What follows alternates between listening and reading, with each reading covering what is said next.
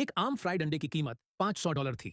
लड़की ने हैरानी से एक बाइट ली, सिर्फ यह जानने के लिए कि यह असल में फ्राइड अंडा नहीं था। डेविड ने जल्दी से एक चम्मच भरा और इसे छक लिया। वह बोलने के लिए इतना हैरान था कि कुछ कह नहीं पाया। यह पता चला कि यह फ्राइड अंडा आम और फ्रोजन नारियल के जूस और शराब का मिलन था, जो एक डेजर्ट के रूप में था। डेविड को आखिरकार समझ आया कि शेफ कोई आम कुक नहीं था, लेकिन अगला डिश उसे बिल्कुल हैरान कर दिया, क्योंकि यह एक पॉटेड प्लांट था जिसमें मिट्टी थी। मैनेजर ने आकर उन्हें बताया कि यह एक ग्रोइंग सलाद है, जो पानी देने पर उग जाएगा और सारे पौधे खाने लायक हैं। डेविड तुरंत गुस्से में आ गया। वह गुस्से से शेफ को ढूंढने चला गया, कह रहा था कि वह खाने आए हैं ना कि जादू देखने। लेकिन शेफ पॉल इस बात पर गुस्सा नहीं हुआ, बल्कि उसने एक पीस जापानी A5 वाग्यू बीफ निकाला और प्रोवोकेटिवली डेविड से पूछा, क्या उसे इसे पकाना आता है? डेविड ने वाग्यू का प्रिजर्वेशन तापमान चेक किया और टेबल पर रखे इंग्रेडिएंट्स देखकर चैलेंज स्वीकार कर लिया। उसने जल्दी से एक हरा प्याज छोटे टुकड़ों में काटना शुरू किया, फिर उन्हें गर्म तेल में फ्राई करने डाला। जब वह बीफ को स्ट्रिप्स में काट रहा था, तब वह प्याज को ओवरकुक होने से रोकने के लिए चेक करता रहा।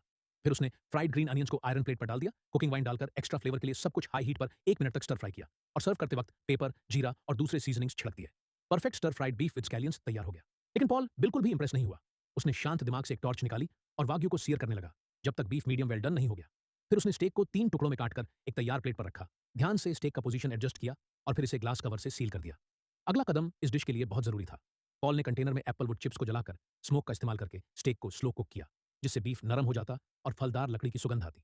पॉल ने कहा कि वेस्टर्न क्यूजीन हमेशा इवोल्व होती रहती है, जबकि चाइनीज क्यूजीन पुरानी और स्थिर है, तो उसका चीन वापस आने का मकसद इस पॉइंट को कुकिंग प्रतियोगिता में साबित करना था। डेविड ने स्टेक की खुशबू महसूस की, समझ गया कि उसके प्रतिद्वंद्वी के स्किल्स वाकई में फॉर्मिडेबल हैं, लेकिन वह बिना कुछ कहे रेस्टोरेंट छोड़ दिया। जब डेविड चला गया, पॉल ने जिज्ञासा से स्टर फ्राइड बीफ विद स्कैलियंस को टेस्ट किया और उसकी टेक्सचर और स्वाद से हैरान हो गया।